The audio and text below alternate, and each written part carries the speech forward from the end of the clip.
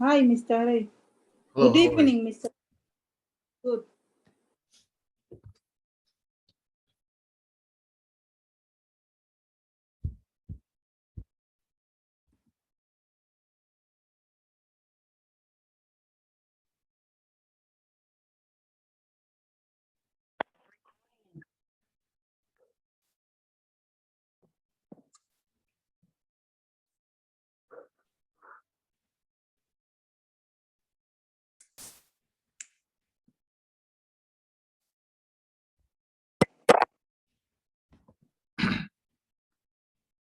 We'll let a couple more people log on and then we'll get started.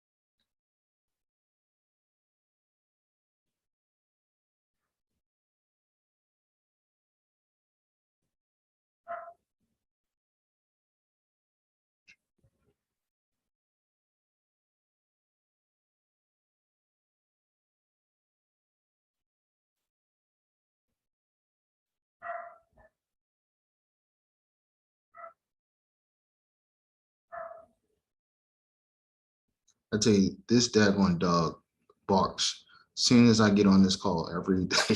He doesn't say anything. He doesn't say anything until I get on the daggone thing. It's like he knows I'm on Zoom.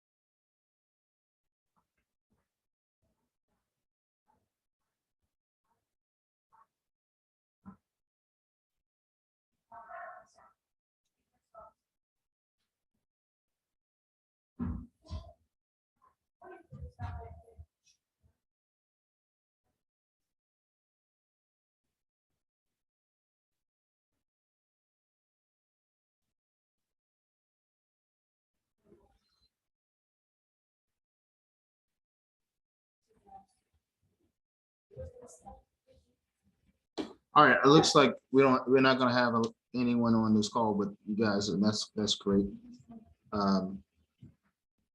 That's okay. That's okay. We record this, and I guess they're gonna jump in on Saturday's schedule. Who is Shakul Mary? Who's this? It's me, Mary. Who's this? Who's me, Ray? You added me like last time. I'm the last one in the group. Okay. You added Yeah. me last time. Yeah, let me. Tell me your name again. I deal with so many people. Mirwan Chiku. Okay. All right. So today, what we're going to do is we're going to talk about thesis statements, because so we can help folks with the final project, which most of this. Most of everyone is, some people are doing the personal experience reflections of the course, which is an 8-page paper. Okay.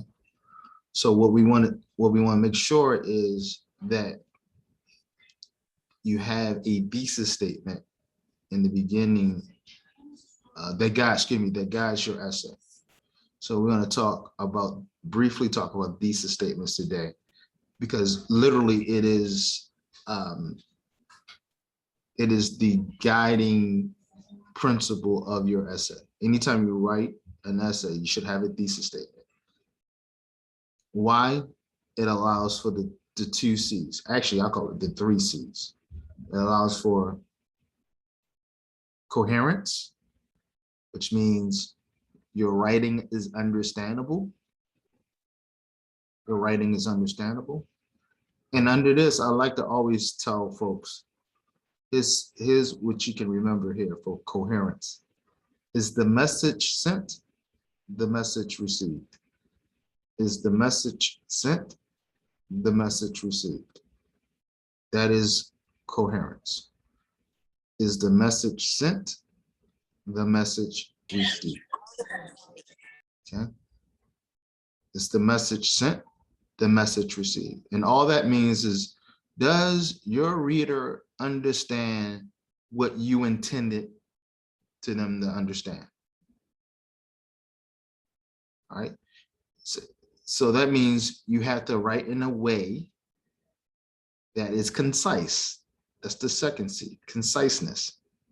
Conciseness in academic writing. Remember, you're not writing, you're writing academically. You're not writing to tell, this wonderful story so people can love it. You're writing to inform people. You're writing to instruct your reader. Okay. So when we write academically, it's important that we write concisely. We don't write with our emotions when we write academically. We don't write to impress people when we write academically. We write only to communicate the thought that we want individuals to know and understand. So we do it in a way where we use the most appropriate vocabulary. And this is not, and writing essays is not an exercise in showing someone how smart you are. It's an exercise in showing your reader that you can communicate an idea to them. Is the message sent, the message received? Conciseness, straight to the point. That you're getting straight to the point. You're not going around the barn.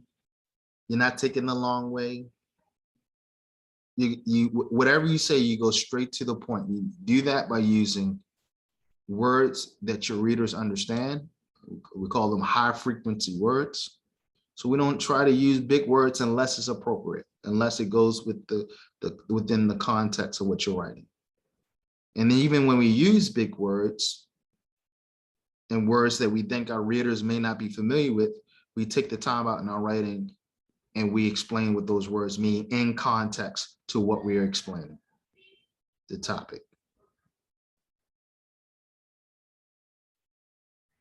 In fact, sometimes in essays, we have something called a definition paragraph, where if we know that there's words that people may not understand or words that are maybe used differently than what people are used to the words being used, then we write a paragraph clearing those words up in some cases, depending on how long you're making the essay.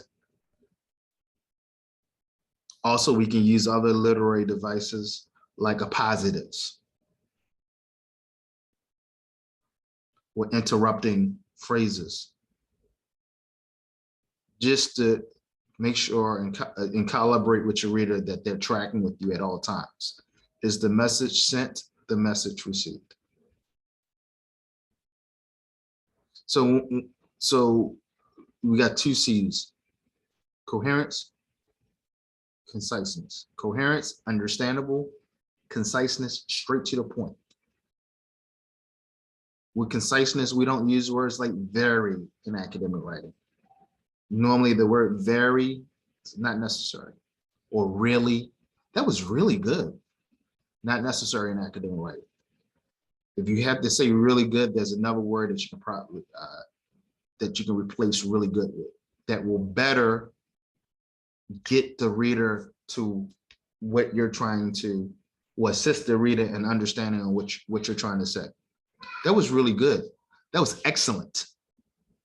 That was outstanding. That was amazing. Better than really good. Okay. And then the third C that we have that's extremely important is cohesion. Cohesion is the idea and concept that all of your ideas will be the same, will be connected in some way, and that you're not going to break unity. You're not going to stray off on topics that are not related to the message that you're trying to send. Is the message sent, the message received?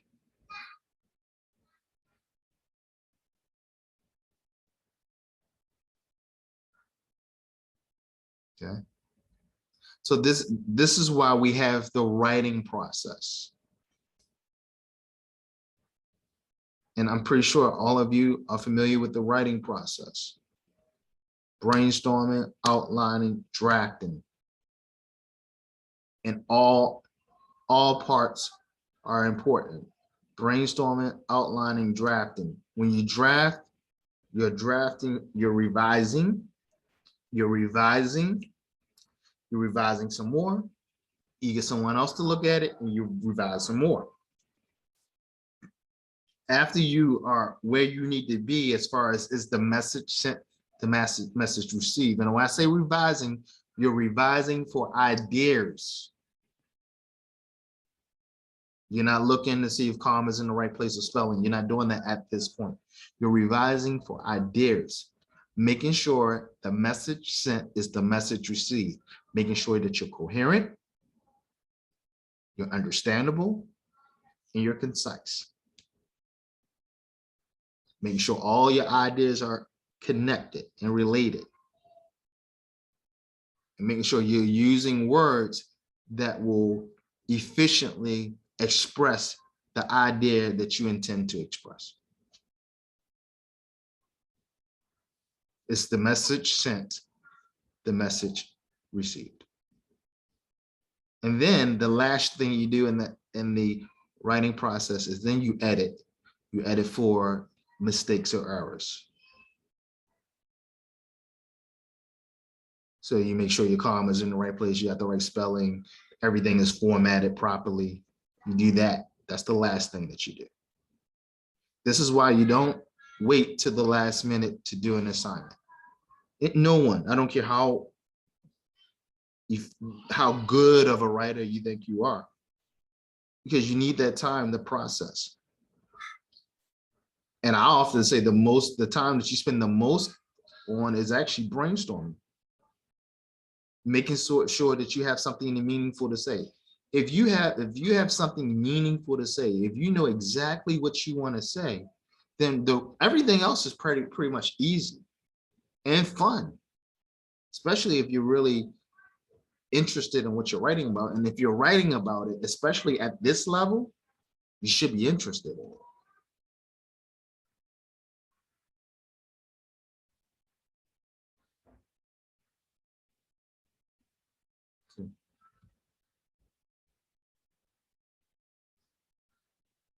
Is the message sent, the message received? So brainstorming, hold on one second, guys.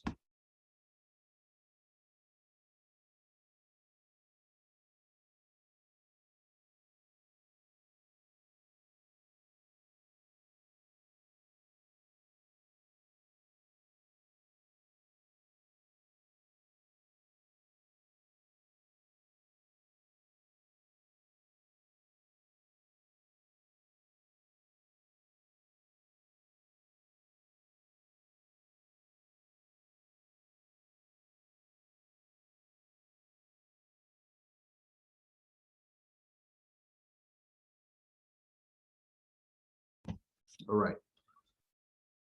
So you want to make sure that you brainstorm, that you have something meaningful to say. To me, that's the most time-consuming part, because you want to think about that for a while. What do I really want to say? And here's the point here. Whatever you want to say, you want to make sure you understand. You want to make sure you understand thoroughly. So here's the measure of whether you understand something. Can you explain it to a first grader, a 6-year-old?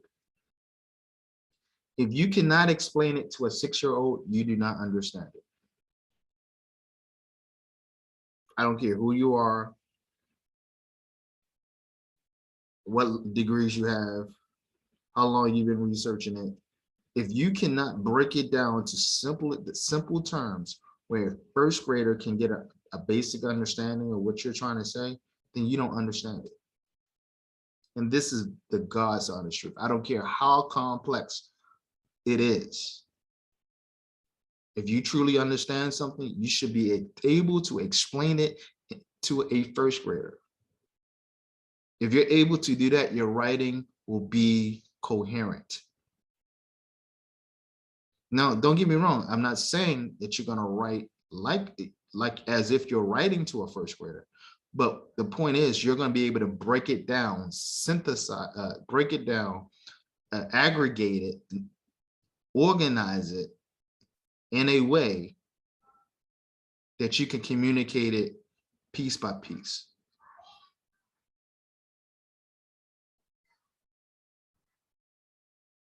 Okay.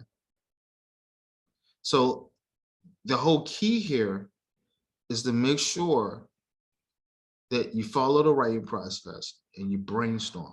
Now, here's why I say brainstorm is going to take the most. You're going to take a couple of days or a couple of hours or whatever to come up with a position that you really believe in, that you really believe has teeth. And if you're still not sure, you need to still do more research, reread, whatever it is, understand it, get it, come up with a position.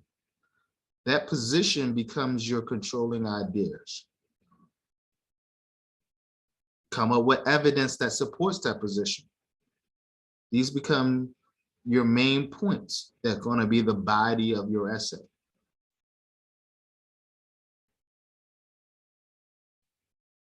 The thesis statement, I like to call it, is the boss of the essay. It's the boss of your article. It's the boss of your book, your conference paper, whatever you do. It's the boss. It's the reason why you are writing, because what the thesis statement tells you is these are the points that this is my position, so I hope you guys are taking notes, thesis statement must be debatable. Thesis statement cannot be absolute empirical fact. It must be a concept that is debatable. The thesis statement cannot say, it must be a concept that is debatable. It cannot say that the last president of the United States was Donald Trump. That cannot be your thesis statement because you cannot debate that. It cannot be that Nadia is Kenyan. You can't debate that. I mean, unless of course Nadia is not really Kenyan. So that's why the brainstorming requires some time. So don't skip over brainstorming. Most important part, you have to have something meaningful to say, and you have to be compassionate about what you're saying. Or maybe compassionate is too strong a word, but you have to actually have a position that you can defend. And hopefully you feel pretty strongly about that position. Because after you brainstorm, this is when you're going to begin to create your thesis. So I'm going to share a PowerPoint presentation.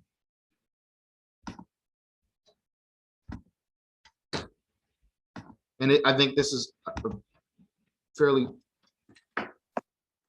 good presentation to talk about. And I'm not going to go through every slide. I'm going to go through the points because I've already made some of these points. I'm going to go through some points that I think you need to get you going. Where is my button here? You know, it's this little black thing. This little toolbar can get in the way. There it is.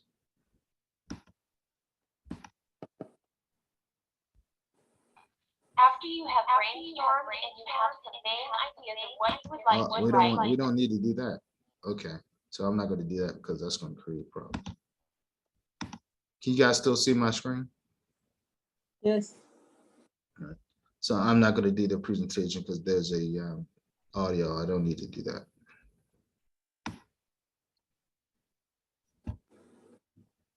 So I will just, yeah, we'll do this.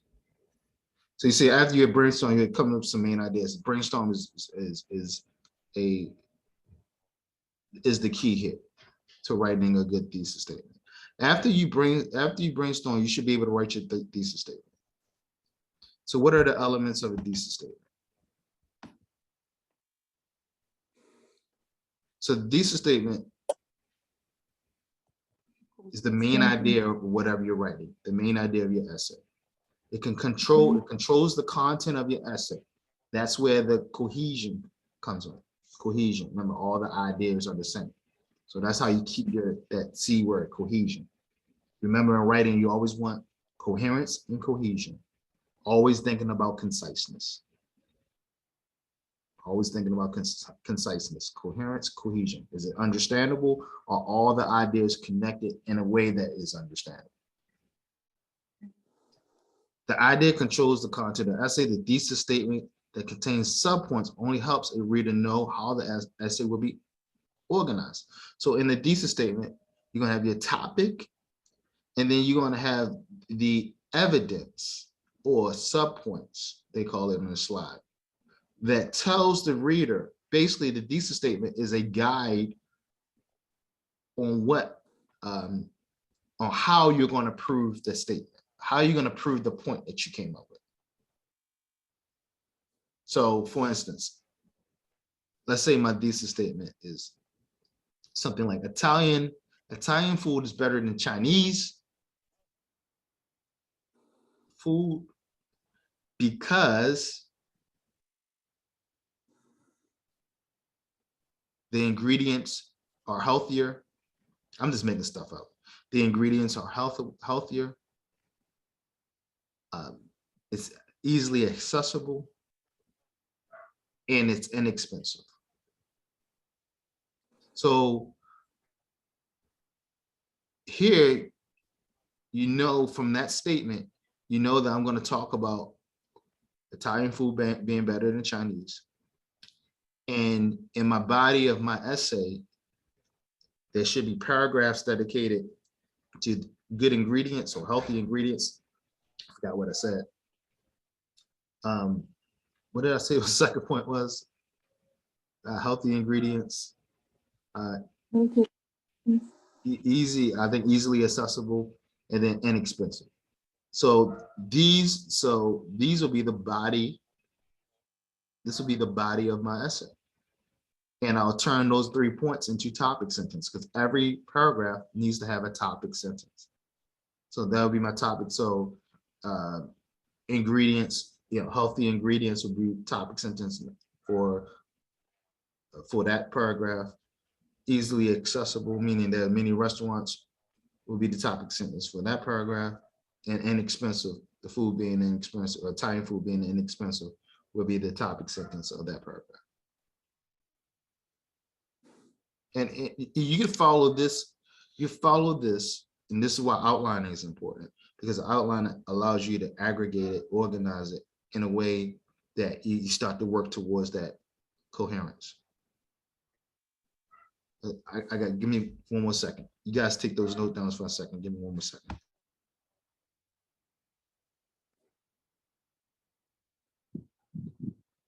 Ruth. Ruth.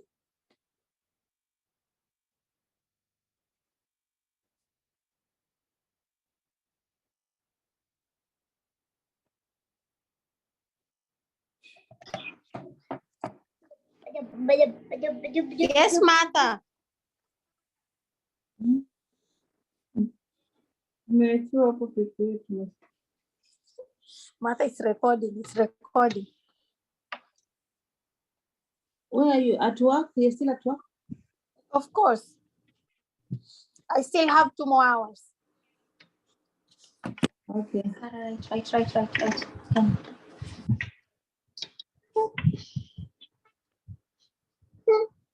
Yes.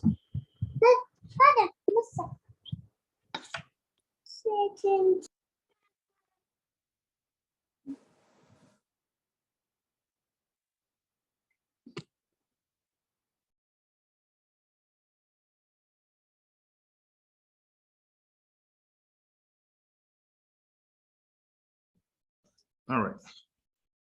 Hopefully you took those notes down. So let's just review. The thesis statement is a statement that tells the reader what why you wrote this essay. So it includes the controlling ideas. It also gives a roadmap to how you're going to prove or present or lay out your ideas. Good ingredients, many restaurants, inexpensive. Your thesis statement also must be debatable. So Italian food being better than Chinese food, that's a debatable notion.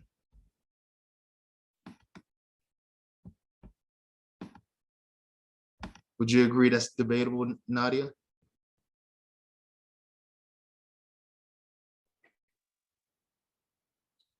Can you hear me, Nadia? Yes, I can hear you. Yeah. So here's a example. Now, I would say it is preferable that your thesis statement is 1 sentence. Sometimes you'll have a 2-sentence thesis statement. My belief is that a thesis statement doesn't need to be 2 sentences. You can say it in 1 sentence. That goes back to conciseness. Here he says, as I look back on my reasons for becoming a teacher, there are 3 reasons that stand out. That's first part of that thesis statement. They are my love for English, my innate interest in how people learn, and my desire to help other people. Okay, so is that debatable, Ruth?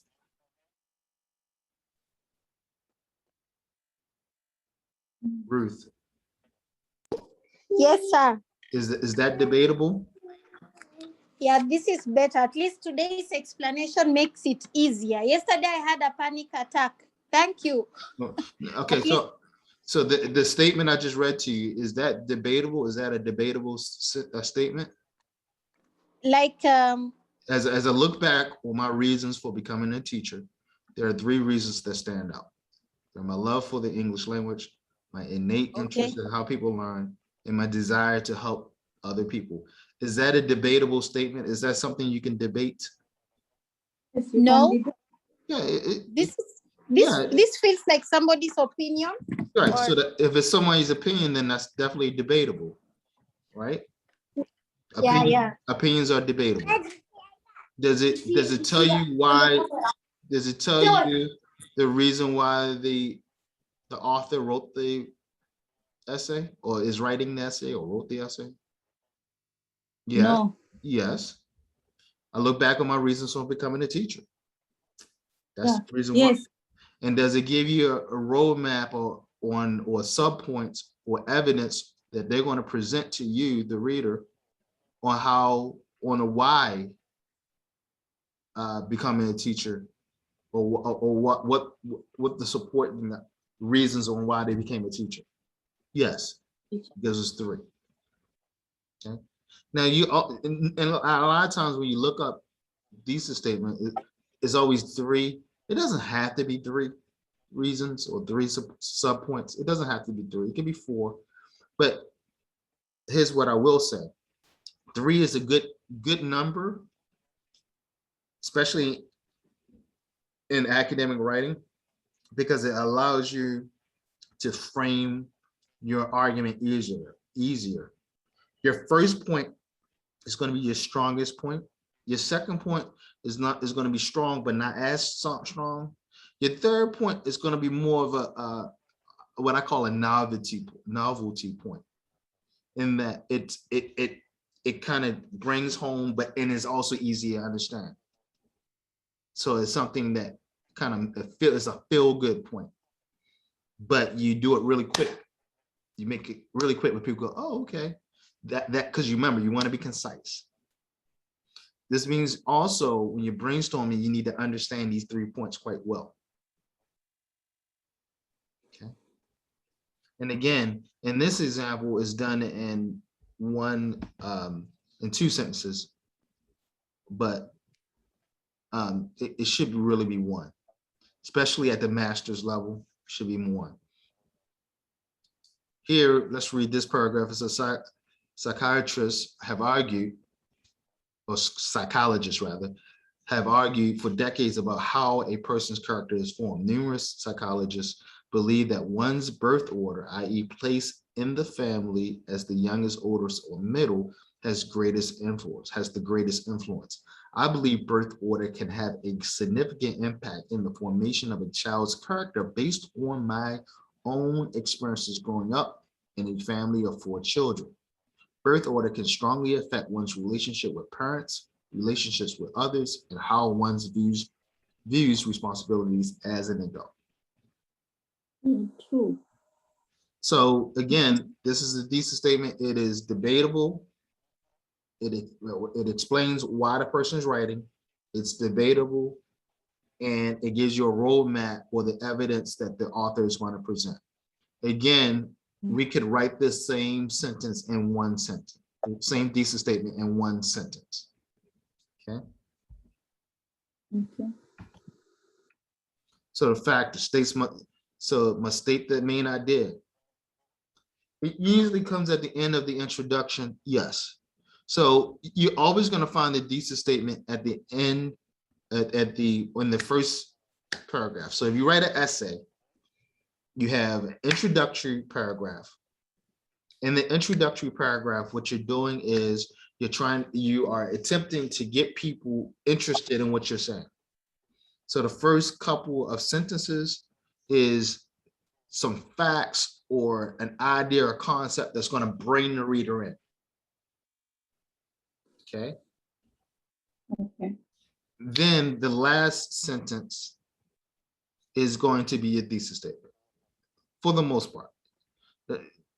But definitely your thesis statement needs to be in the introductory paragraph, the first paragraph. Normally, it's the last sentence of the introductory paragraph. Normally, right? States an opinion, attitude. You said that. Often lists subtopics.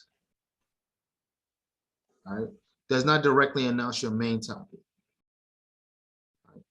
I don't know exactly.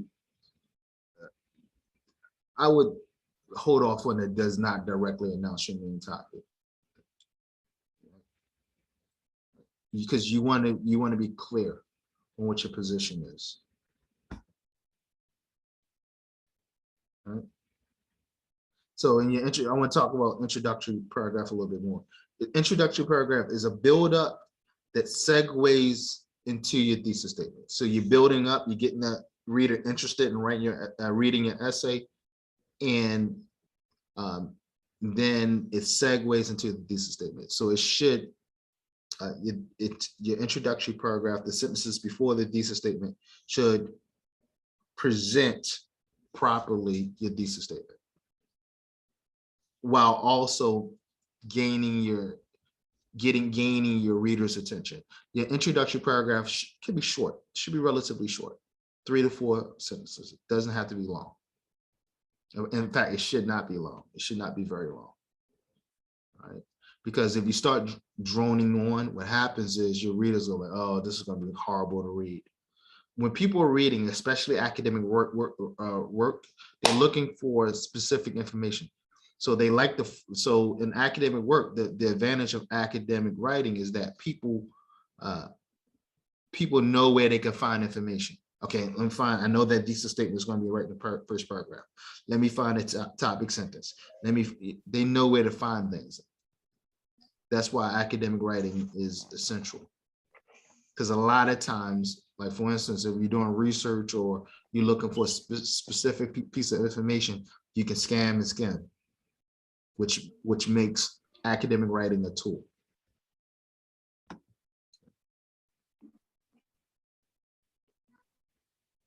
All right.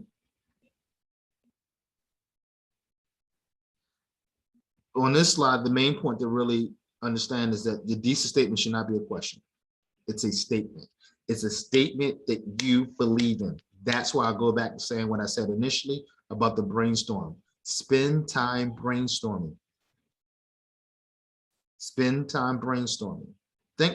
Actually, if you're gonna write 8 pages or 10 pages or whatever you're doing, and I say this is not just for writing, for anything you do.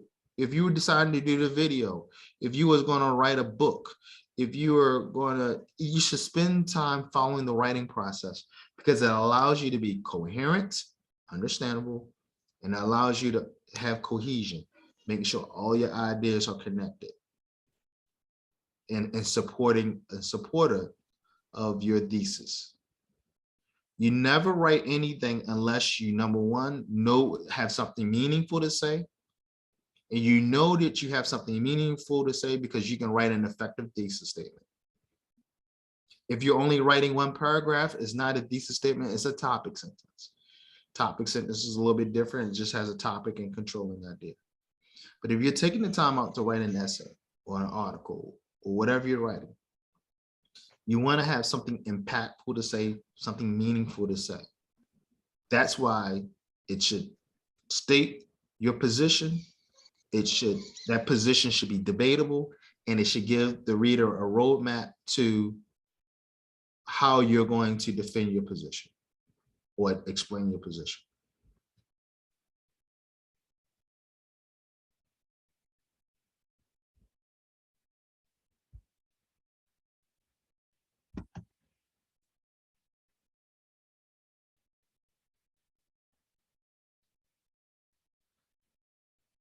What I want to say about it is the point that I already made on about making the thesis statement the last sentence, because again, when you're writing on the master's level, postgraduate level, graduate level, then again, people are not reading to be entertained.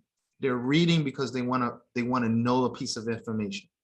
And this is why we have, in larger works, we have an abstract, right? in an abstract tells gives a preview of what your essay is about. Because in academic writing, it's all about function. It's not about form. Form meaning entertaining someone and creativity. No.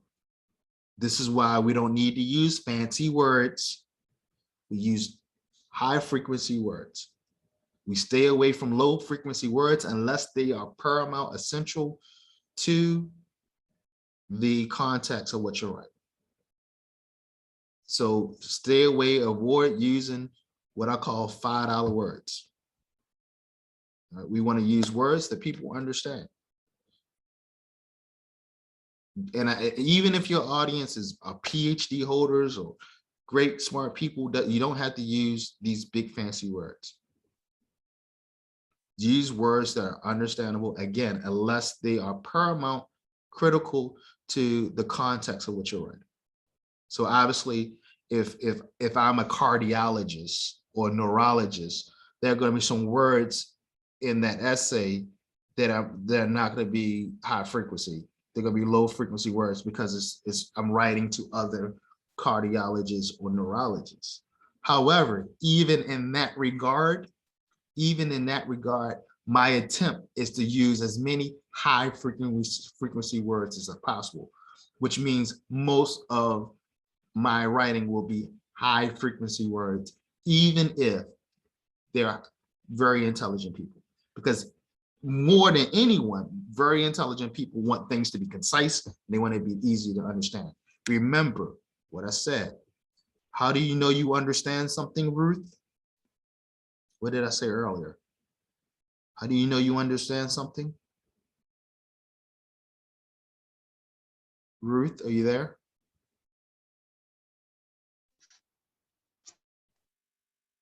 Not. Yeah.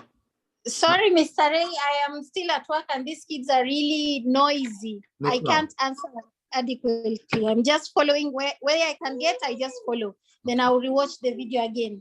No I'm problem. still working. Nadia, how do you know when you understand something? What did I say earlier?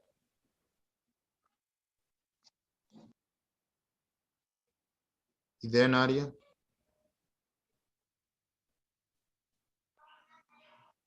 Okay, you say that, how do you know that you understand something when the statement is coherent or something like that? No. You understand, you understand something when you can explain it to a first grader. Yeah. When you can explain it to a first grader. When a first grader Can get it a means basic that- idea of what you're trying to say. That's how you know you understand it. If you cannot explain something to a first grader, you really don't understand it. I don't care how complex the topic is. And as teachers, that's really our job, is to make things that are complex simple to understand at some basic level. That's our job as teachers, is to break it down into chewable, understandable, digestible pieces. How do you eat an elephant? One bite at a time. Okay. Again, this is just making the point that your thesis statement should come at the end of a sentence. Mr. Muhammad, the main point that I want you to because I think you said this, I said this before you came in, is the thesis statement is make sure when you're writing, you spend most of your time brainstorming, that you follow the writing process, brainstorming, outlining, drafting. Most of your draft are revision for ideas. The last thing you do is edit for errors and mistakes. So grammatical errors, commas, punctuation. That's the last thing you do. That's why most times we give that to an editor or whatever. But we spend most of our times making sure the message sent is the message received. Making sure we in order to be clear to the readers. Absolutely. To be clear to readers. Absolutely. Making sure we have coherence, that what we write is understandable, that it's concise, straight to the point. We don't try to explain it the long way. That means we use words and phrases that are efficient and effective. We stay away from words like really and very. That was very good. No, that was excellent, or that was exciting, or that was amazing. We're concise. When you're writing in academic writing, your attempt is not to be vague, which is another point, ladies and gentlemen. When you're writing academic writing, you're writing actively. Subject up front. She is happy, right? You do not write passively unless it is your intention or you are unsure who the actor is or what the subject is. And sometimes that does happen, especially in journalism, right? And then science. So sometimes if you read a science article or if you read a newspaper article, sometimes it's written in the passive voice because the subject is unsure, it's unclear who the subject is. So we write passively. But most of the time, we write 98% of the time, we write in the active voice. Writing in the active voice will make sure that you're concise, and it also allows your paper to flow. So if you want to make sure that you have good synergy in your paper, that you have good cohesion, good coherence, conciseness, read your paper out loud in your revision stage. Sometimes even record it in your revision stage.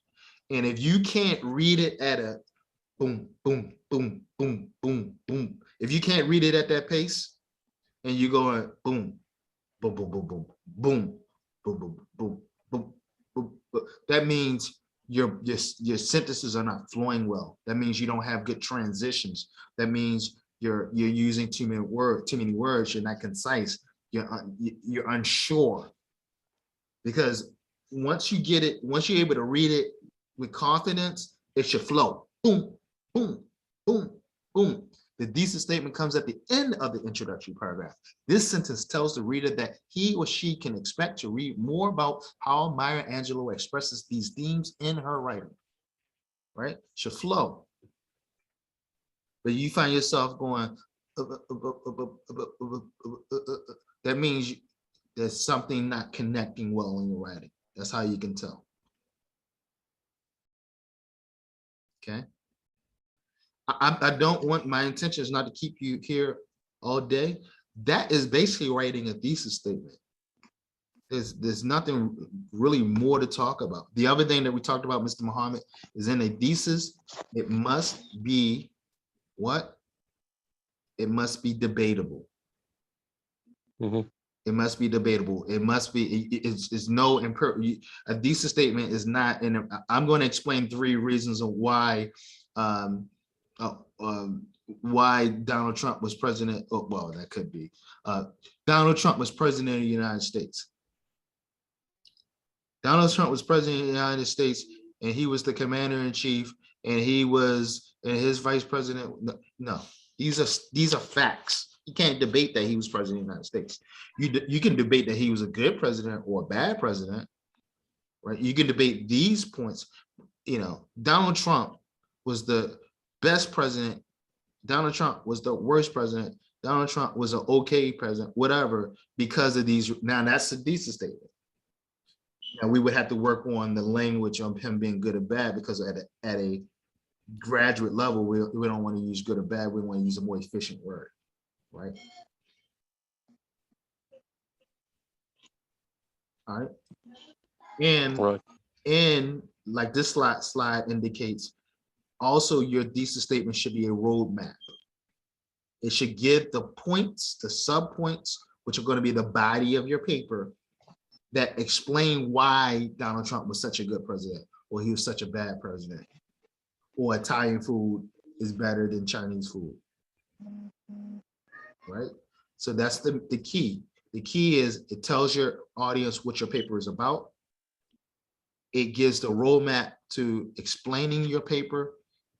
And, well, excuse me, your thesis statement is debatable. It has a position that is debatable that people may disagree with.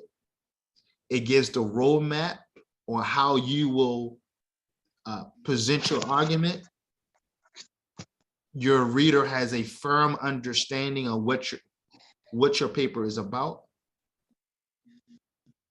That's a thesis statement, right? Because I should be able to read your thesis statement and know your position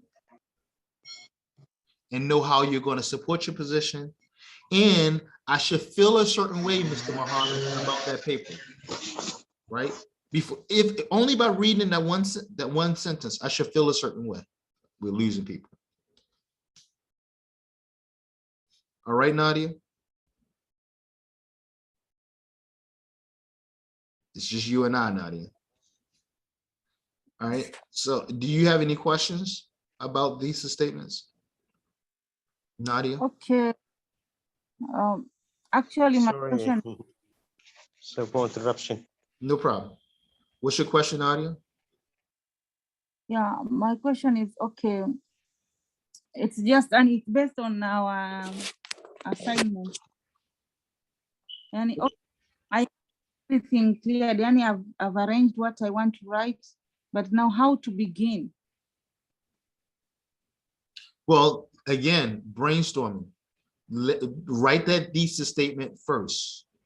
The first thing you should write is your thesis statement. Once you write that thesis statement, then you know where to begin, because you're going to have what? You're going to have those subpoints. So you begin with subpoint number 1, subpoint number 2, subpoint number 3. Okay. Or whatever. And then each subpoint are going to have other points, supporting points to the subpoint. Yeah. So that can be another paragraph. And so that's why it's important. Remember, how did I start this off? Brainstorming is the most important part of the writing process, because once you brainstorm, you're able to figure out, okay, I don't want to use this. I want to use this. This is how the ideas are connected. This is the relationship between the ideas. Oh, I feel this way. Yeah. All right. Now you're able to write your thesis statement. I feel this way because of this, and this. And everything will flow. And then everything just kind of, and then when you outline, what outlining does is outline helps you develop that even more, because as you create the outline, you say, well, here's another point I can add under that. And here's another point I can add under that. And then you get that nice little outline in the outline order format. You're like, okay, now I see the essay. Now I know how to write it, right? But start with the brainstorming, write your thesis statement. Once you write the thesis statement, the first thing you do on your outline, you're going to write your thesis statement. And at that point, you should have your subpoints, because your subpoints are in your thesis statement. And then you make your subpoints A, B, or 1, 2, 3, depending on how long your paper is. It can be A, B, C, or 1, 2, 3, right? Roman number 1, 2, 3. And then under the subpoints are going to be subpoints supporting. And then you're going to see, okay, well, add on to this and add on to that. And then when you got that on the outline, you can look at it, you can physically look at it and say, well, that's too much stuff. I need to delete some things. And that idea is not really that's related. So really in your outlining is really an extension of brainstorming. It's just the difference here is in the outlining, you're organizing, aggregating those ideas from the brainstorm in a nice organized fashion. You can physically see it. You can say, oh, I need to add more to this point to give it more depth, more meaning, to make the evidence strong.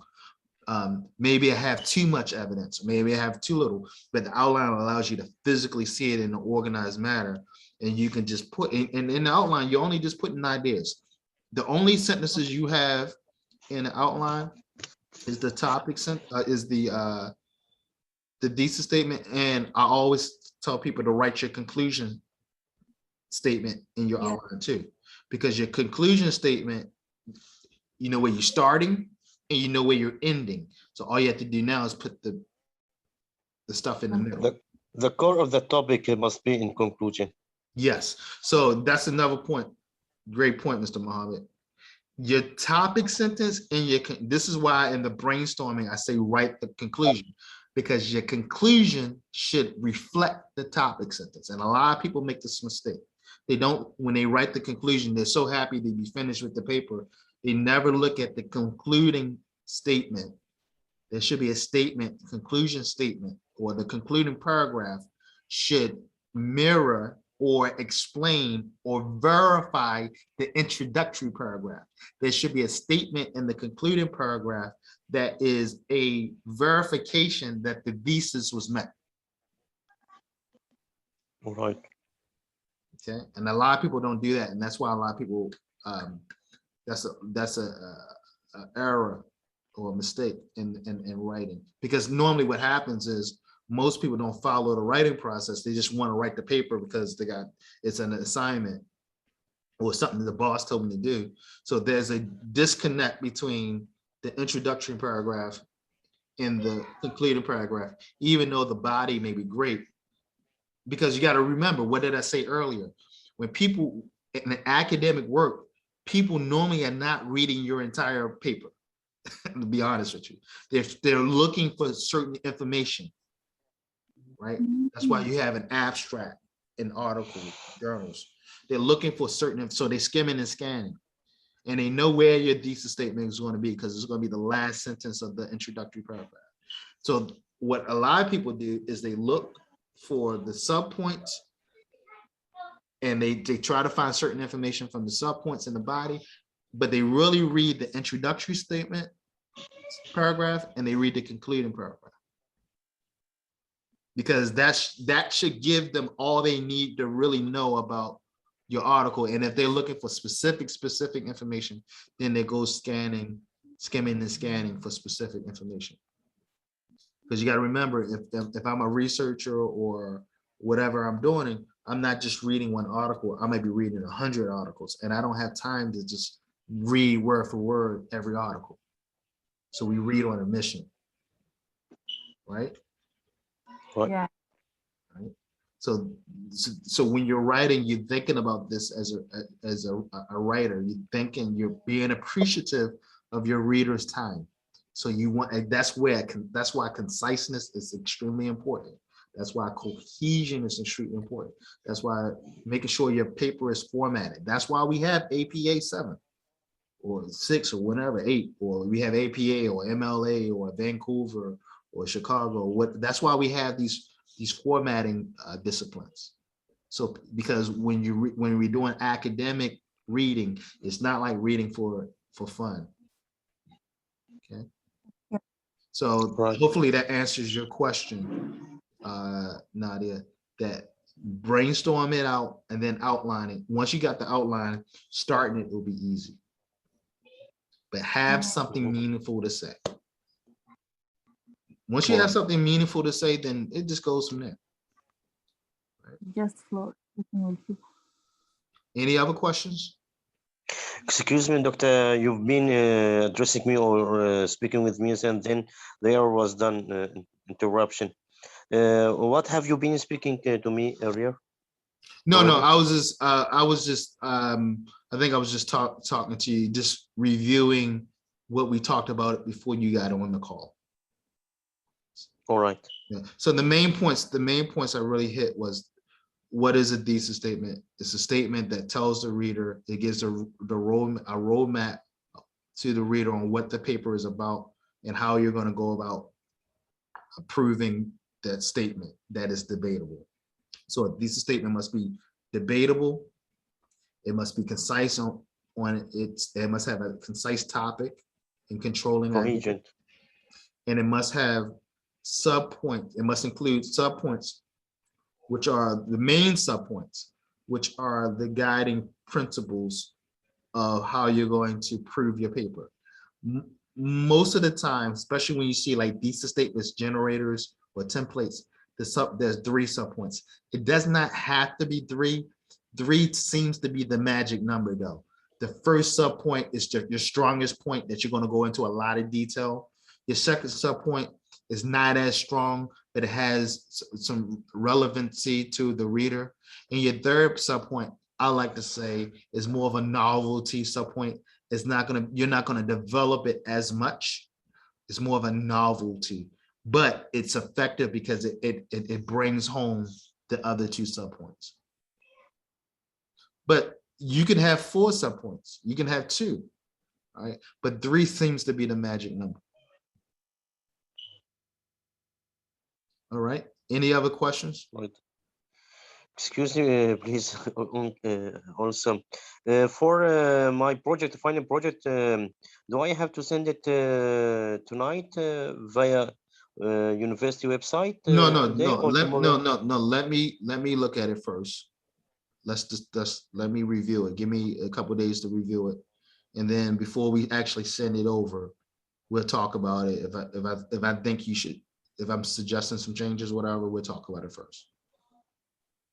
All right, and then for the second subject, when will we start? Soon as once you get it passed and they grade it, we're gonna start. Probably I'll give you like a couple of days as break, and then hopefully everybody catches up and we can all start again. But I would like to start the next class in like October, the first week in October. No, the 1st of October. And what's about paying money? How Hmm. much? How much do I have to pay money for the first class? For the first class, I'm not sure. You gotta look on that sheet I gave you. What is it? Because Nadia? I looked Is it- about $200. It's like 100. Was it 100 and something pounds or euros, right?